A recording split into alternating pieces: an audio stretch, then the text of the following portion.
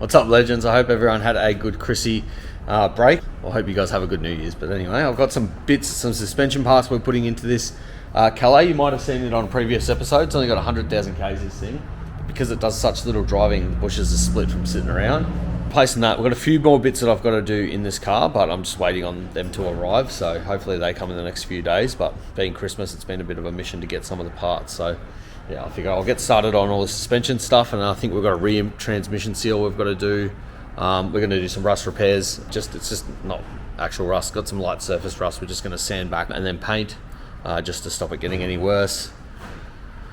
And then yeah, we've got a VE coming in to get some work done. Might be a few other jobs, but anyway, let's get into it.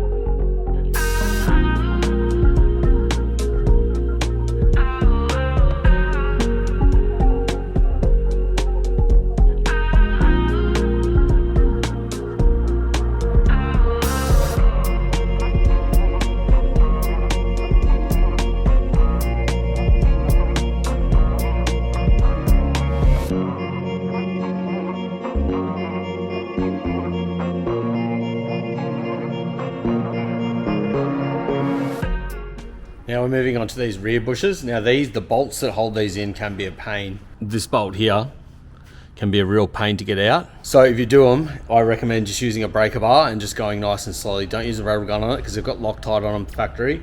And if you use a rattle gun, they can bind up and then it strips the thread inside, and then to fix it is a real pain in the ass. So, and in this car, I've gone with a actual genuine Holden rear bush, just because of the way that this guy drives the car and what it's for. There's no point putting the upgraded bushes in, but if it was my car, I would use the Nolthane bushes, which have probably hard for me to see, but it has another bush that goes on top of this arm and just stops the cradle from jumping.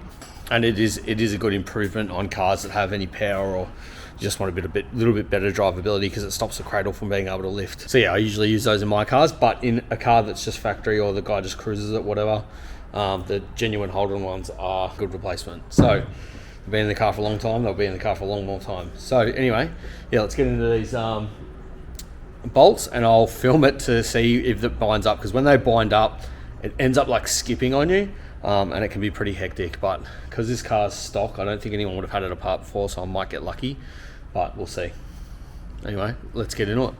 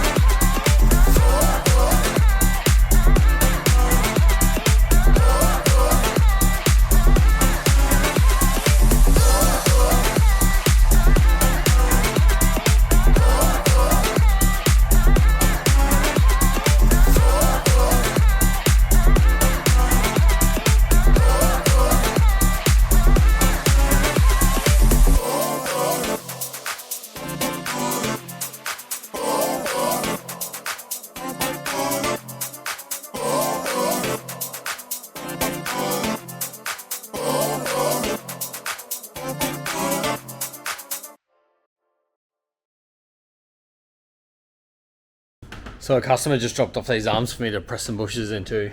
I should have probably asked him, I just assumed that it would be for a Commodore. But I think they're for an AU XR6. And they look the most complicated arms to press bushes into. So yeah, I'm not sure what we're going to do here.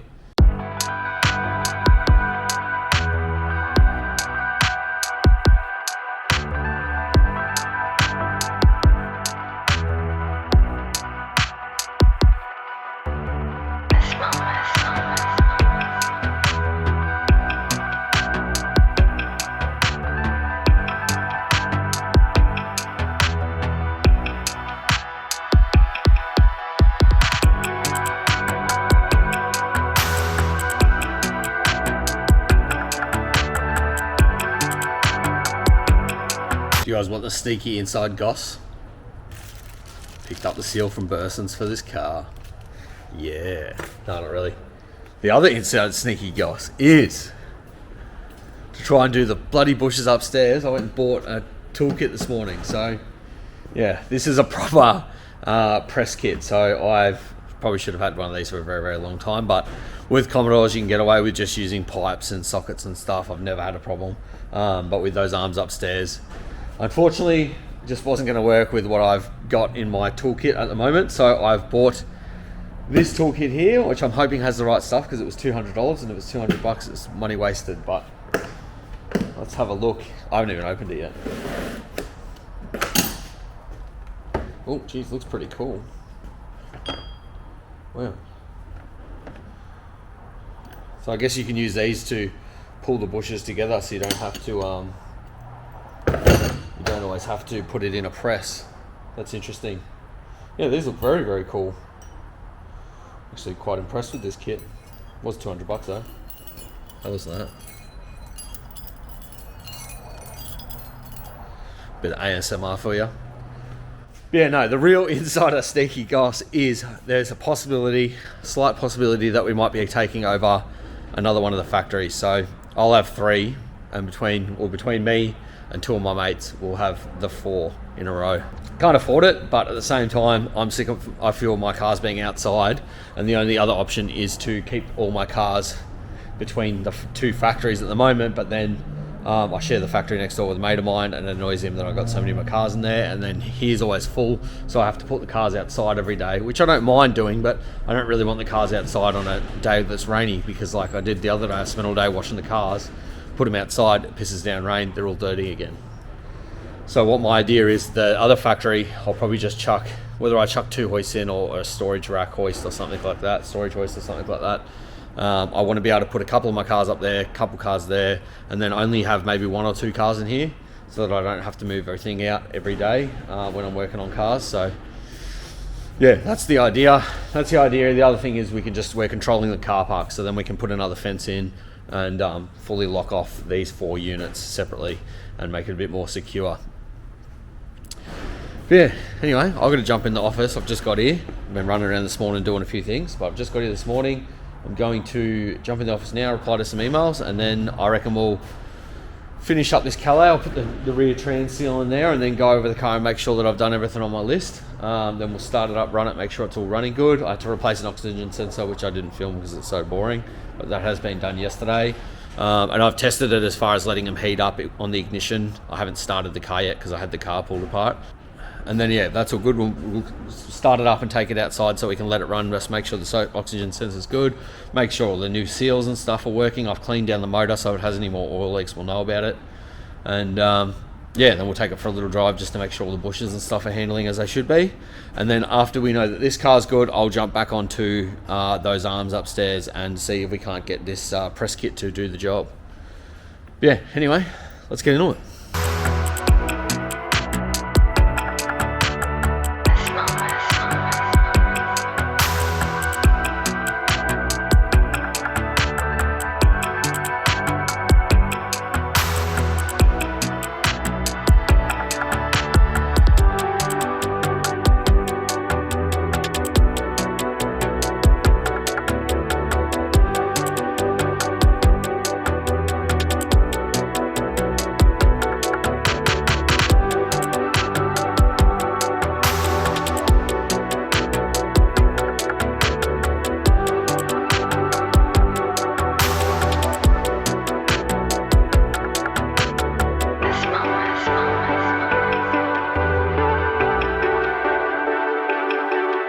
Well, quick job in. Just had a customer drop off these shocks for his 4-wheel drive. They're currently set to a 2-inch lift and he wants to adjust them up to about a 3 or more. I just find these shocks interesting because in a normal coilover setup, you would adjust, this would stay the same. This is setting a spring load, like how much preload's on your spring. Usually there would be another nut here and that would come down and you can adjust this whole mount up and down, which actually gives you height. Whereas in a 4-wheel drive, for whatever reason, they're all set up that you undo this nut and just put more load on the spring, which gives you more height. And it's the same with the Raptors, because I had a customer that wanted to, I think he wants to lift it an inch, and they do it with what's called a perch collar, which is basically just a spring. They used to do it in the GQs and stuff. It's like a spacer that goes under your spring. So the boys used to run, I think, a 2-inch lift spring with a 2-inch spacer. But yeah, it doesn't really make sense to me because it's like really what you're doing is shortening the distance that your shock has to work and putting more load under the spring. So that's what I'd done with my Land Rover once I put all the weight in the back of it, but that's why now I'm going back to a proper spring that hopefully will be the right height, because the problem with it is you'll get, I don't know what the correct terminology for it is, but you'll get spring fatigue. Eventually it's going to end up putting too much load under a spring that's not designed to have that much load, and it'll wear it out. I mean, that's just my opinion. You can say whatever you want, but yeah, I personally don't like the idea. But that's the way that it all is now. But anyway, we're going to adjust these for the guy. The springs are already under a lot of preload because they're already bananaed, so it's going to be interesting to see how far we can go with these. But yeah, I figured I'll film it and see how we go.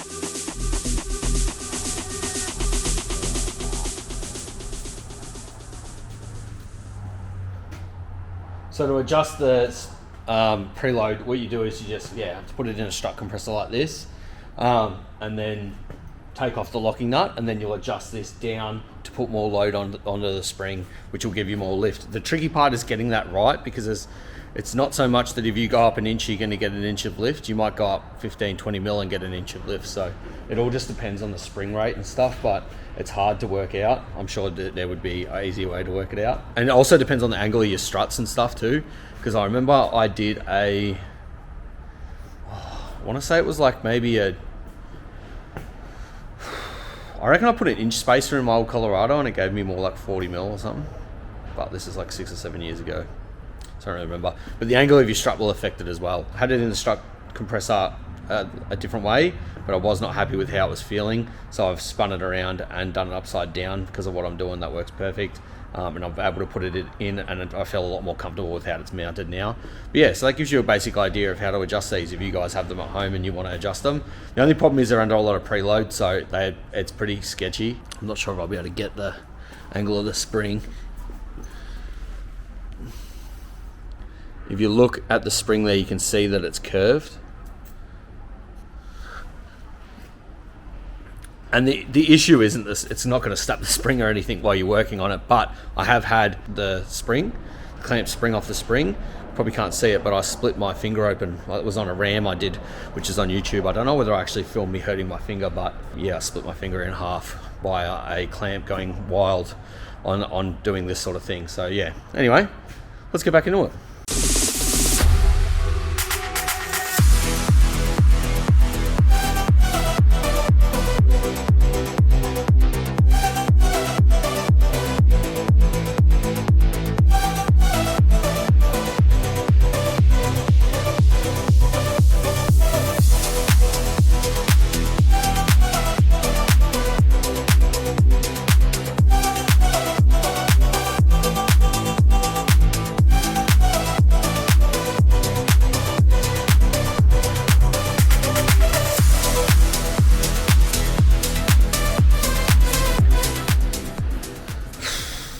So I've just snapped my jaw, and then I used my second jaw, and I've started to fracture that one. It's just under so much preload. So because I figured this is already broken, the company that makes these are actually still in business, so I've sent them an email. They're in Taiwan, however you say that. I've sent them an email to see whether I can buy some more jaws for it. But seeing as this is already broken, I'm thinking it'd actually be handy to have something, because unlike these, I'm not trying to do anything other than just it can be straight down. So I'm gonna maybe build something. Let me put it down for a sec. Yeah, I'm thinking I might build something that comes out square and then just sits on the edges of this strut and then back to that mount, because it actually doesn't need to twist. Like, it can twist through the mount anyway, but we're trying to keep it square, because the problem that you're having is it's pulling these, because these coils are on an angle, actually pulls the whole thing on an angle, and then eventually it's going to end up breaking it. So I can understand that. If I had two of the bottom ones, I reckon that would actually work. So if I can buy some more, I'm going to see whether I can buy some different parts for it to try and make it work, because the actual tool works really well. It's just that a few of the jaws are obviously probably pulled apart thousands of struts. So this come out of a Petters in the bush. So yeah, I thought, well, while this is broken anyway, I'm going to chop it up and try and weld something and try and make something out of it, so that I can make this work, so that I can hopefully keep this job moving, because I need to get this one down another 3 mil, get that ring down another 3 mil into there, or I need to adjust the other one back. But ideally I'd like to get them back up to the top, and why not? It's all part of the fun, making tools, Let's get into it.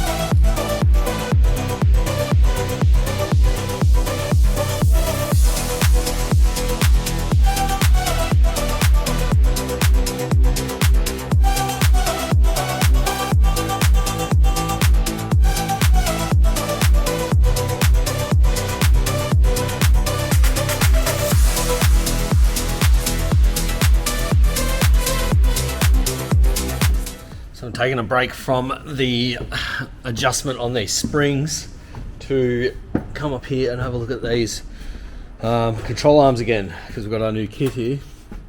So I want to start seeing whether this is going to work.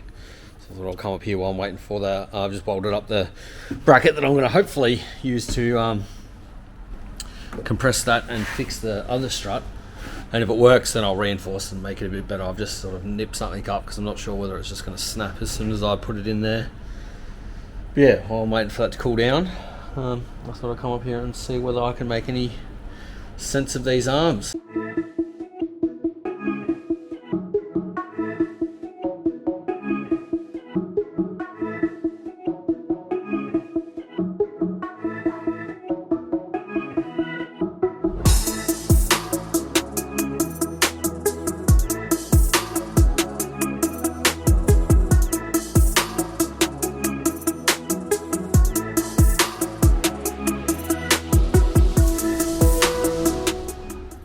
It's annoying when you have a normal job that goes really well and then it's just followed by a bunch of blow-ins that go really badly.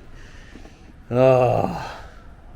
So my main job this weekend, or two jobs, were meant to be this VT Calais, which I'm fairly certain I'm done on, but I just haven't had a chance to check it because I had these two guys. One dropped the thing off today and I had to do a bunch of running around to get stuff for him this morning and then come back in, and then before I could even start on his thing, this other dude dropped some struts off, and I've only charged him an hour, and I've spent nearly all day trying to muck around with these because it's just completely broken my strut tool because it's just under so much preload, these forward drive springs. I really need to get one of those wall mounted spring compressor things, but they're like $2.5 grand.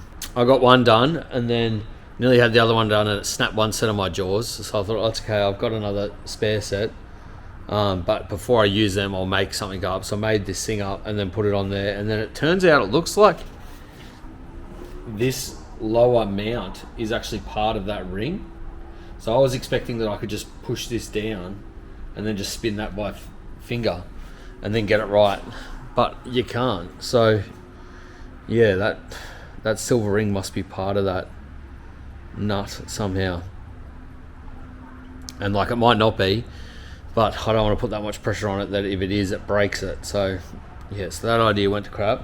So then I thought, oh, well, I've got the last set of jaws, I'll just use them and just be gentle and get it done. And then it's broken those. So I've broken two sets of jaws. It's taken me half the day to do it. And then I've got another car next door, which I'm meant to be working on now, pulling it all apart. But because I've taken on these other jobs, I don't have time. I mean, I'm grateful that people bring in this stuff because at the end of the day, as far as they're concerned, it could have been two quick little jobs for me, a little bit of cash, everyone's happy, but instead it's turned out to be an absolute mongrel. See, I'm just tearing my hair out a little bit at the moment, trying to figure this out because I'm pretty pissed that it's broken my tool, and then I've decided to try and use old school strut compressors, but that is not working in the slightest because there is just way too much preload to be doing that. So yeah, so then I thought I'll have a break from that, go upstairs and start trying to have a look at these AU arms. And then, yeah, that's given me hell as well. I text one of my mates who's a bit of a Ford dude, and he said he's only ever done one in his life, and he's only ever done the uppers, and wasn't too bad. But the ball joint, I even went and spent $200 this morning buying those fittings, but the ball joint, you need like a socket because it's like those proper sleeves are too big to press the ball joint in because it needs to go inside the mount, and they just can't. So I was pulling a ball joint apart, seeing if I could put a socket on it and press it in, and I could, and I thought, you beauty, I figured it out. But then I'm not going to be able to get the circlip back on for the ball joint boot if I do that once it's in there, because that seat's a little bit lower than the mount. So then I thought, that's giving a shit. I'm going to come down here, I'll just use that other set of jaws and finish this strut off. And then it's broken those set of jaws. So now I'm trying to figure out a way to get this strut compressed, because I've decided I'll just back the other one off to match the other side. But I can't even get enough tension on it to do that. But yeah, my day's just gone to absolute shit. And I honestly thought I was going to have an easy day today. And I probably sound like a bloody sook, but I mean, no day's ever easy, but I thought I was going to have a relatively straightforward day. I don't think it'd go this badly. And like, you know, I've chewed up so many hours now. I don't know what time that dude dropped his things off this morning, but I've at least chewed up 3 or 4 hours trying to figure out these struts, building that tool, this, that, and got absolutely nowhere.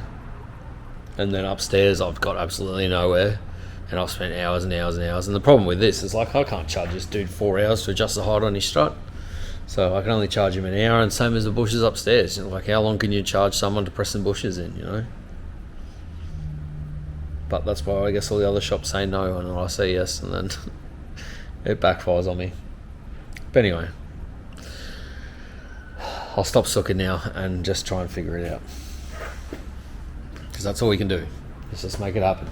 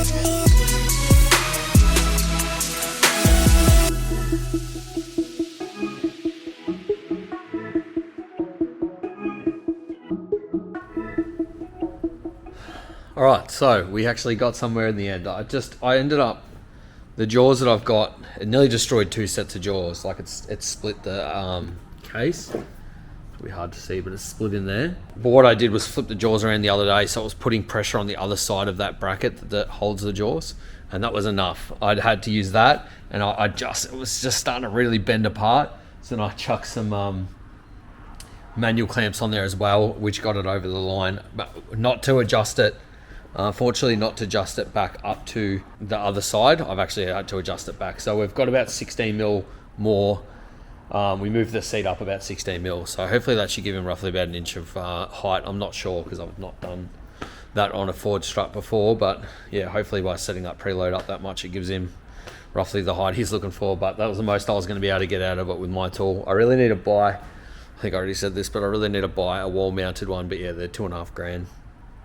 That one works fine, and I think it will work fine for those, but I need to make a specific, I think I just need to try and get some solid pipe or something that goes into the strut tower so that I can make my own jaws, because I think I need to make a set of jaws specifically for doing 4-drive coils, because they're under so much preload. They're a bit of a nightmare, to be honest, because even on the proper $2.5 grand thingos, I got them done, but it was still hectic. Like, they're not easy. But I'm glad at least that's one job. He's happy.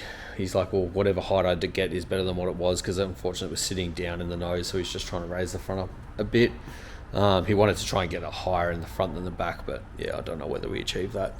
But yeah, I've made a bit of a mess of the shop, so I'm going to pack up down here, clean up this, and then I'm going to jump upstairs and keep trying to muck around with those AU arms. But those are giving me grief as well, because I really need like a really thin wall socket or something, or some pipe.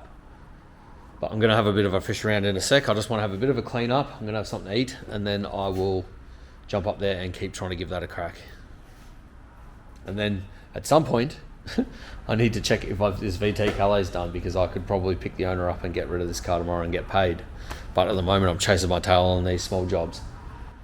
Yeah, I'm at least glad that one of the jobs has gone, because I can deal with, I don't mind if there's a job in the shop that's niggling at me, but when you have multiple jobs, one after the other, go wrong, it starts to get me down a bit, and I really need to push through it. But yeah, I did. Just sat down for 3 minutes, cleared my head, jumped back up, got it done. And I'm hoping I can do the same with upstairs, but these arms are quite unique. These are AU arms. I've never seen something like that, but I'm not sure whether I can like cut a bit of tube or something to go between the arms, because I know if I put it in the press both like that and just press the bush in both ways, it would press the bush in. The owner said he bent a set of arms trying to push the bushes in, and I think what he's done is what you would think would work, because it's such a big solid arm that you could just sit one end, like drop the plate down and then just press it on the top. But the big U section must have enough, it must be under that much pressure or something. It pushed it through. So what I'm thinking is I can maybe cut some pipe or something and put something in between it so it can't push together, and then I might be able to get it done that way. And then the other ball joints are bigger, so hopefully they shouldn't be as bad as these other ones, but these are the smaller ball joints.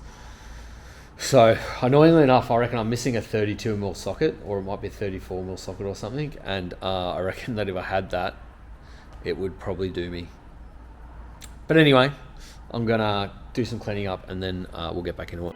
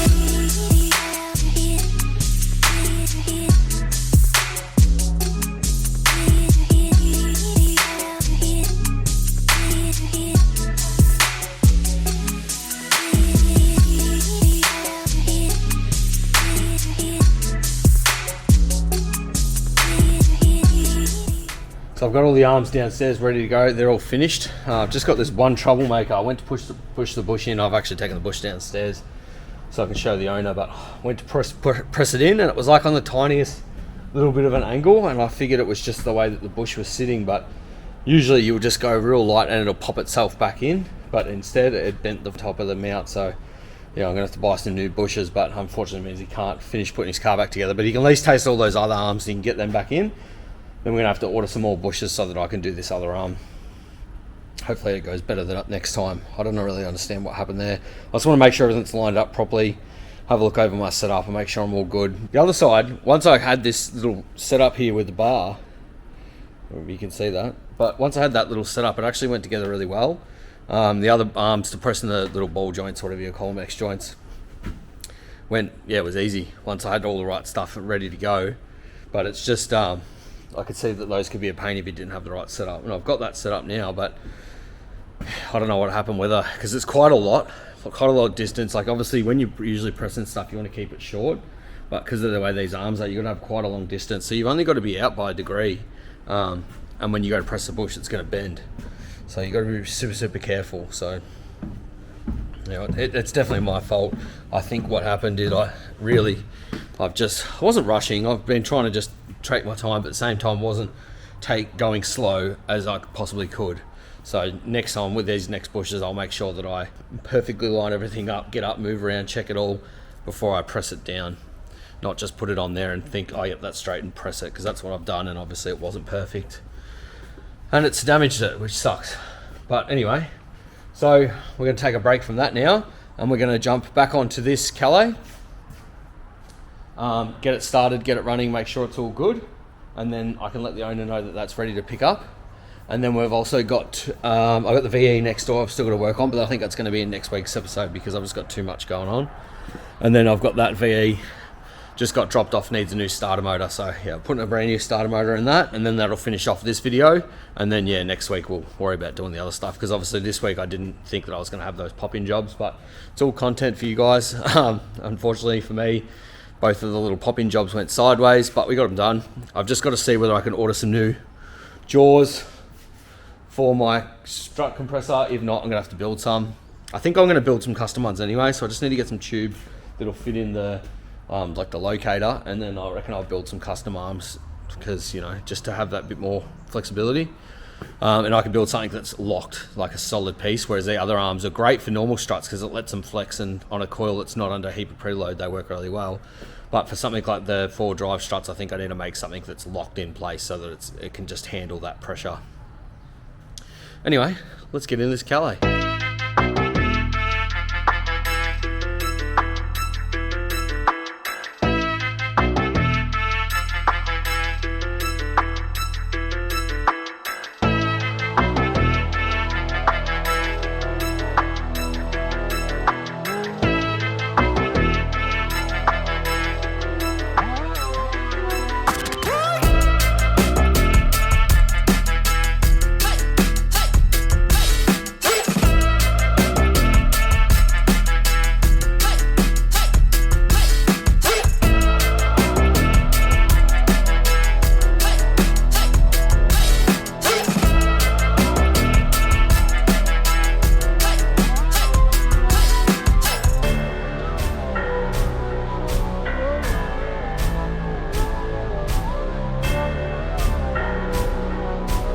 Alright, we've got this SS on the hoist now, ready to go. I'm not working on it while it's hot though, I'll let it cool down. So I thought I'll just swap over the cars. I've got some little checks left to do on that VT Calais. I've already done the wheel nuts, but I want to double check them. Again, I always try and check them twice, sometimes 3 times. Yeah, I checked them. I've taken up for a little bit up and down the road, seem fine.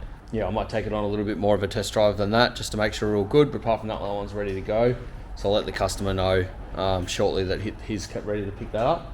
And then we'll work on this, but I just thought in the interim I'm going to jump on the computer, I'll grab the SD cards out of these cameras and get that downloading, and then just chuck some in there for the rest of the footage I get from this wagon. But at least I can get that ready to go, because then I can start editing this video this afternoon / tonight, then hopefully get it rendered overnight, and then edit the episode tomorrow night ready for next weekend. Yeah, anyway, back into it.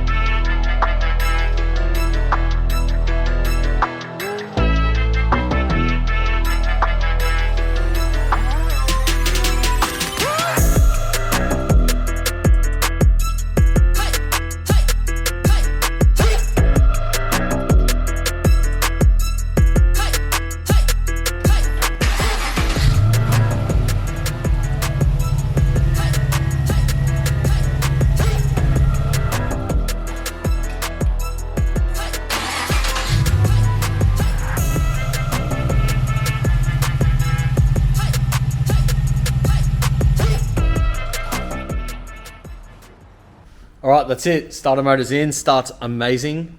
He's going to be stoked that he's not trying to play. He thought the slip ring or the key was playing up, but I think it was just luck that it was starting when it was starting, because it starts unreal now. But yeah, hope you guys enjoyed the video, and if you did, don't forget to like, comment, subscribe, and share all the things. If you need stuff like this done to your car, hit me up. Until then, I'll see you on the next one.